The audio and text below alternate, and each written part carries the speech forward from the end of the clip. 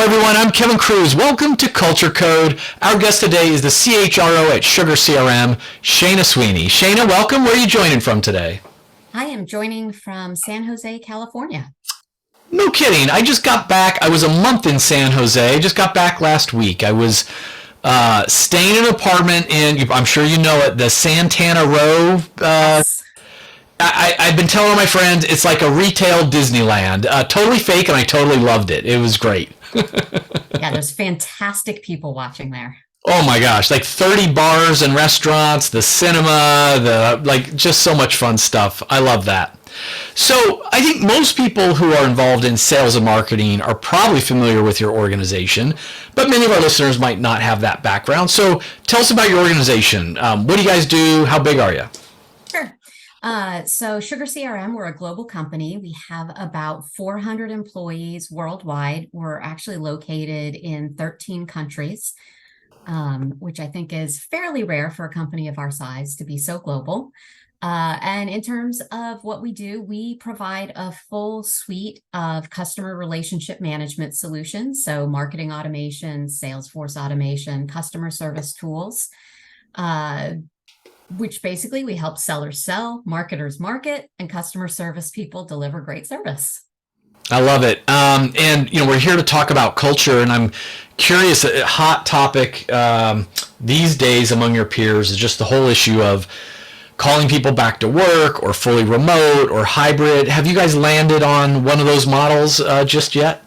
Yeah, we are work from home based. We try to steer away from using the word remote where we can, because remote from where? When you're at a global company, everyone's in different places. And so we are a work from home based company. That's great. And so how would you describe your company culture to an outsider such as myself? I would say our culture is a vibrant tapestry of empathy, collaboration, and a shared passion for problem solving. We try to empower our teams to tackle challenges with determination and creativity, to try to not just fix problems, but also drive innovation. We have some core values that we believe in: stronger together, which kind of ties in with that empathy vibe, driving for results, just fix it, embrace change, and believe in yes if. Tell me more about believe in yes if. That is my favorite one, which I will say initially I was very skeptical of as an HR person, because sometimes the answer to questions is no. But when we look at problems, when we talk about things, what we try to do is push each other in meetings. If you can't do something, or you're like, ooh, I'm not sure that's possible, what is the yes if? Yes, we could do this if what? And it causes a lot of creative problem solving in the process, and really thinking through, like, oh, well, if I had this and that and put this together, we could get this done. Or if I had this budget, or if I had this expertise, and then we can facilitate and see if we can make that happen. And so it's a very kind of positive, creative way of looking at problems and thinking of all the possible solutions, versus being, oh, we can't do that now, we don't have this, or we don't have that, rather than giving like a hard no.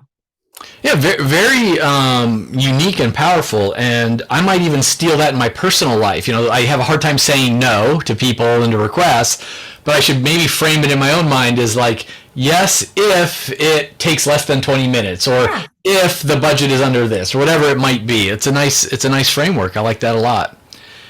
You talked about empathy, collaboration, so many things. Stronger together. You start rolling into values. Yes, if. Very unique. And you're global. You're work from home first. These values, these cultural traits, they don't happen by themselves. They don't happen accidentally.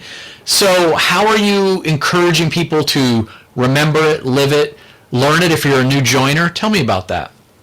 So what we try to do is we try to embed our culture and values in the flow of everyday work. Because if it's separate, if it's someplace else, if you have to go look up something, it may not sink in. And so from onboarding, as part of our onboarding process, every new hire, we group them in classes. They meet with each member of our executive team. And we chat with with all of the new hires about how to work with our teams, how we apply these values to our teams. So it starts really at that onboarding process. In our town halls, we always start them. We have sort of this one-page code for growth that has the values and our guiding principles and our primary goals. We start all meetings with that. We have ongoing recognition, kind of shout outs that employees use that broadcasts company-wide so that employees can see positive feedback. And similarly, I think some of the empathy that we show for each other internally extends to our customers and how we treat our customers. And so we make sure that we share positive feedback from our customers back to the company to kind of emphasize that. We do, we have an innovation week once a week where we get our teams together to work on tackling typically an industry specific challenge to promote problem solving, cross-functional collaboration, and of course we get some fabulous prizes. And then what we take from that is we always make a concerted effort to take some of that innovation and actually put it in the products so that people can have pride in that, oh, I created this and it's in there, my thing that I built as this little side project. And then I'd say our just fix it approach to things really encourages people to resolve problems from anywhere across the company. And we get a very significant amount of open feedback, some of it very critical about things that aren't working right. But that openness and transparency allows for really thoughtful and collaborative dialogue and helps us really make sure we don't miss any blind spots that we might not have thought about. I've already mentioned the yes if, and people in meetings will be like, but what's the yes if? And then to kind of foster community, because we are so distributed, we have chat channels on work-related topics and non-work-related topics. So no matter what you're interested in, someone likes it. And we encourage people, like, if you have an interest and there's not a place to talk about the interest, create it. We're very open with supporting people connecting with each other on a personal level. And then we recently just did a volunteer week where we got people together in co-located places to go volunteer. And some people that aren't in co-located places, we ensured that there were virtual volunteer opportunities and, you know, set up little rooms where people could work on the activity together and get to know each other. So we do a lot through that to try to help foster the culture and emphasize it throughout the workday. You shared many great programs, and Shana, for our listeners, something I want to make sure they heard is, you know, you talked about starting meetings, you know, with the I think you were calling it the code for growth and code for growth.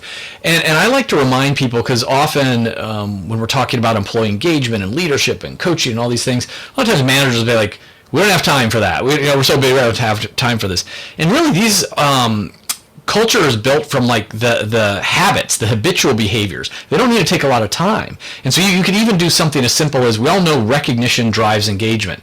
Well, instead of making it a project, just start every team meeting by giving a shout out to someone who deserves it. There's some recognition, and it just becomes a habit. It doesn't need to be a lot of time. And so it's great. And then that people are using in the language, well, what would be the yes if, or give me the yes if. I mean, it's just, you know, baked into that everyday interaction. I love that. And let's shift a little bit, because I'm always fascinated by leadership development, manager training, because managers are generally the communication hub for 80% of the workforce, the main filter.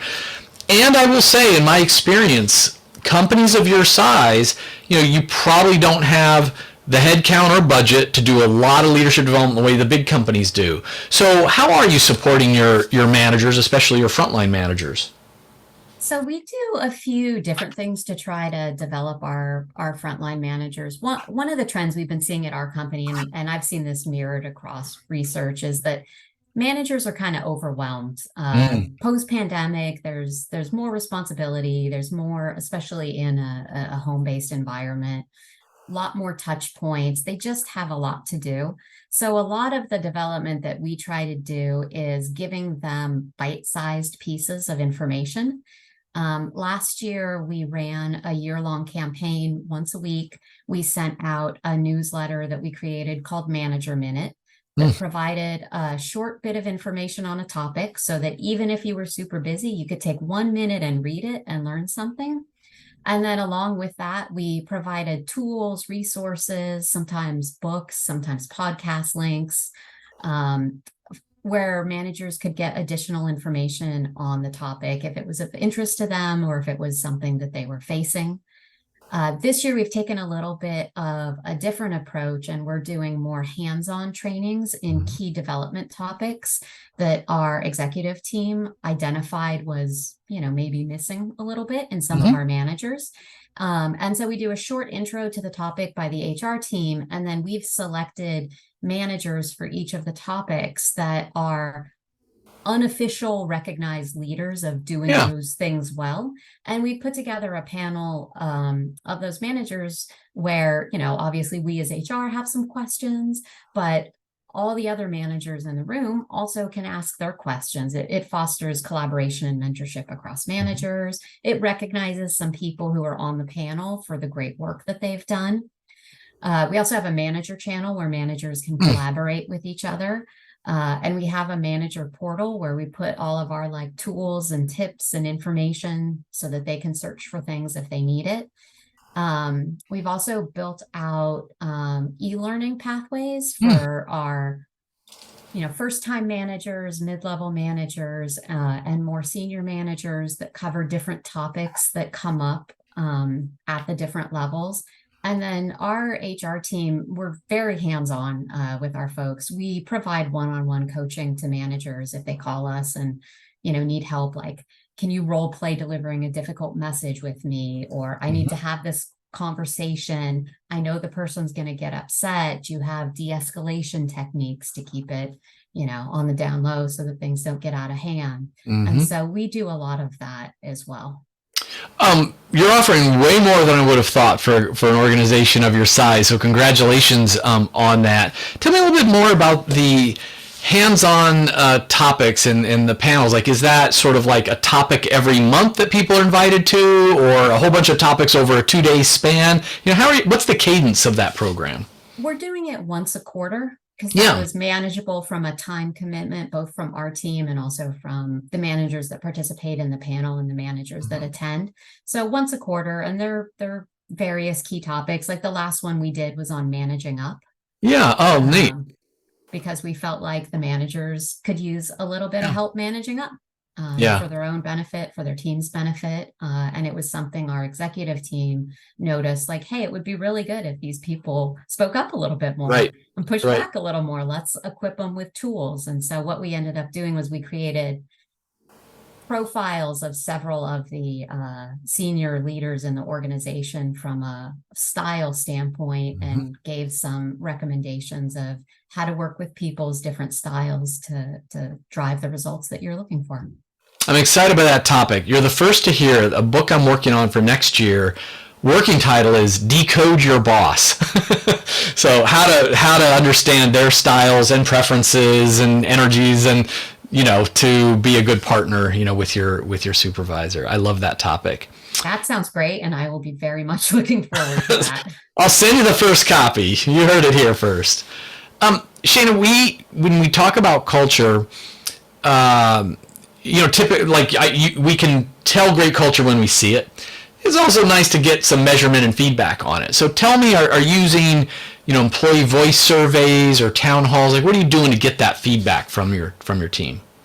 So I am a self-proclaimed data nerd, and if I can't measure it, it's rough for me. I like to have hard data, and so we do quarterly surveys, sort of voice of the employee, measuring different things, and then we collate the results each quarter, pick a few things to work on that are of interest to the employees.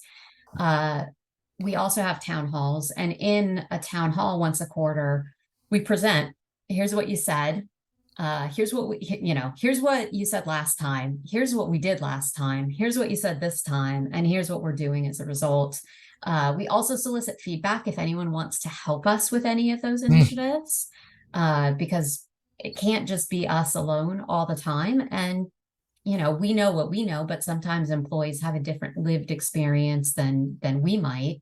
And so we also ask for any tips, ideas. If anyone wants to volunteer to help us with any of the projects, we ask for help. And so we use those survey results pretty regularly to monitor where we're at, where there's problem areas, where there's areas where we're doing really well in, to celebrate those as well. Because I think it's important to make sure that, sometimes I feel like in HR, we often are like, okay, let's talk about what we need to fix. And we don't take enough time to stop and celebrate like all the great things that the employees are saying about us. Yeah.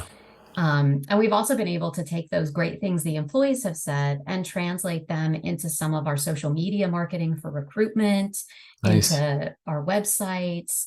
And so it can be really useful and valuable feedback, the positives. Yeah, I love the quarterly survey cadence. I mean, some of my regular listeners will probably remember me saying this. One of the reasons why I like it is most businesses are asked to report financials quarterly, and that's the rear view mirror. Like, okay, here's how we did financially and on our KPIs in the previous quarter. By doing employee voice surveys, those are leading indicators of how you're going to perform. So now it's like, okay, let's make sure if we're going to look at our financials and report quarterly, let's at least find out to get some culture and people measures quarterly. The other reason I like it is, well, first of all, the world's moving so fast, like things change. So let's get that finger on the pulse of what's going on. And lastly, habits take on average 57 days to make or break. Let's assume those are work days. That's 12 weeks or a quarter. And so if I'm being given feedback as a manager, like, oh, you know what, we're getting I'm just making this up, getting dinged on psychological safety. You need to do these 3 things to improve psych safety on your team. Well, I'm going to need a full quarter to practice, to get it right, to make it a habit, and then hopefully get credit for it in that next survey. So I hear some companies are like, oh yeah, we survey every month, we pulse every month. And if it's the same questions every month, you're not giving people a lot of time to change those behaviors. And it's like, yeah, I know, I'm working on that thing already. If it's longer than 12 weeks, it's like, wait, what am I supposed to be working on? And so I love this quarterly cadence. I don't hear it often enough. Yeah, and similar to what you said is I present the results quarterly to our exec staff. We have conversations about it. We talk about if there's areas we need to adjust.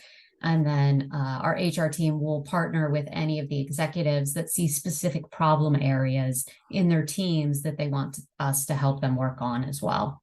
That's great. This is a short format podcast. We don't have a lot of time, but I still got more questions. You've shared so many great programs already to this point, but is there any other program or initiative you're especially proud of or that you want to put a spotlight on because you're happy with the results?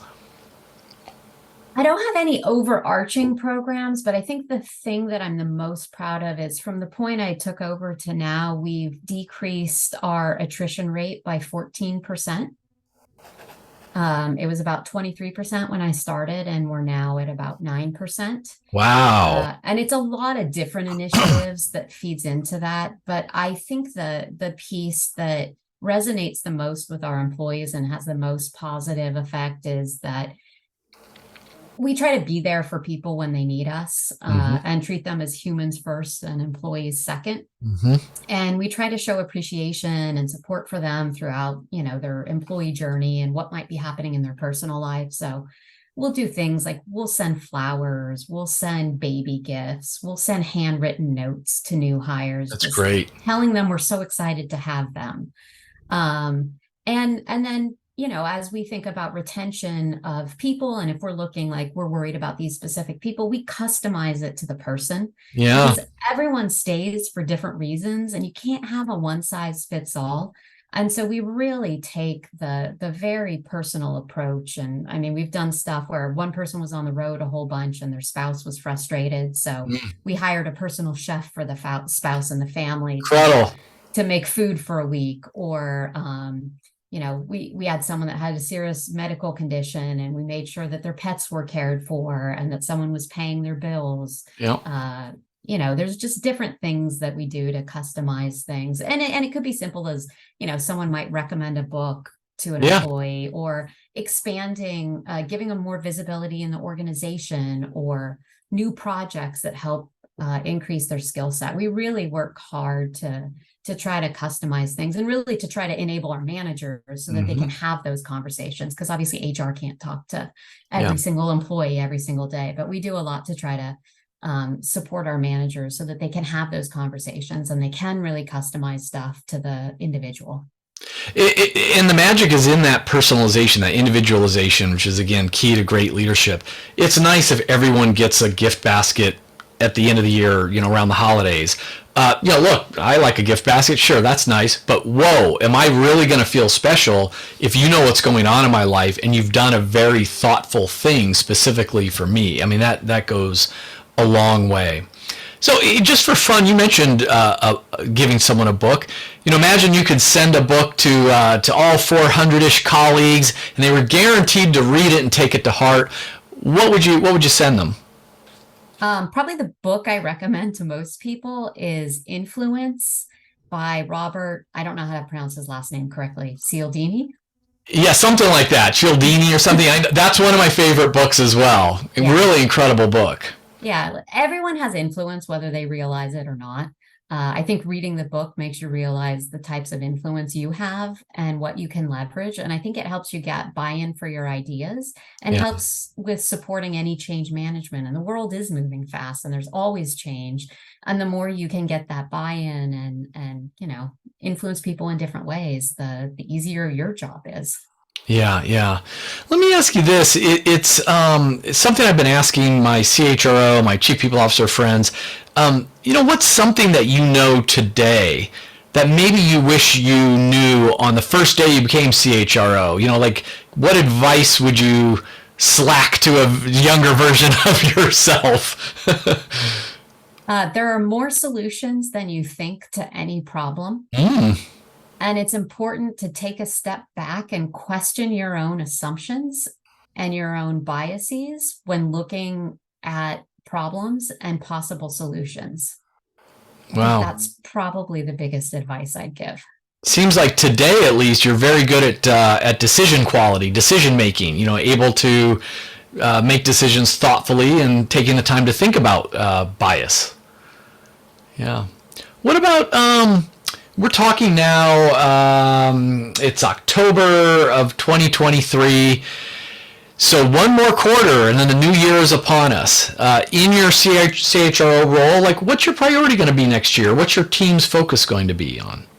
We're really focused on career development and career progression. As a smaller company, we don't have that built out in depth.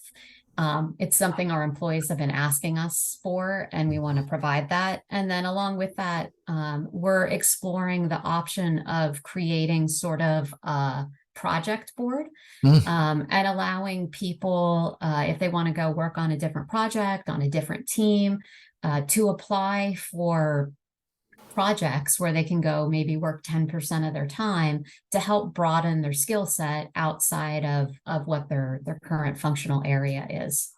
Wow, I love this idea, and I'm going to encourage our listeners to steal it from you, because if you can put this into place as a 400-person organization, then people should be able to find the resources if they're a bigger organization. And the idea that not all, we can trigger feelings of growth and development, not just with promotions, those are nice, but not all companies can give promotions as fast as people like to receive them. But can we grow people with job shadowing, rotations, part-time projects? I like this idea a lot. Very clever, very clever. So with everything going on in the world, everything going on at SugarCRM, what are you most excited about these days?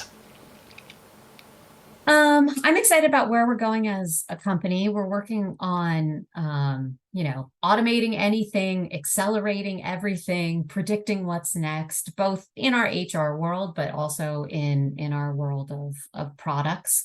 Our ultimate goal is we want organizations to drive memorable experiences that help them fuel business growth. And we try to emulate that internally in our own organization, because we feel like if we can provide that internally, that just shines out in all of our interactions with our customers. Our one of our big focuses is let the platform do the work, which is, like, tech should do tech stuff, and then it's up to us to do the relationship stuff. And so automate what you can, do what you can to get all the busy work out of the way, to get all the task friction out of the way, so that it's really the relationship that comes through. And so that's what we're really excited about. Yeah, it's a great thing not to be so single focused on the technology. High tech with high touch and relationships. Shana Sweeney, CHRO at SugarCRM. You've given me a lot of time on a Friday afternoon, nonetheless. Thanks for the time and for sharing your wisdom with everyone. Thanks so much for having me.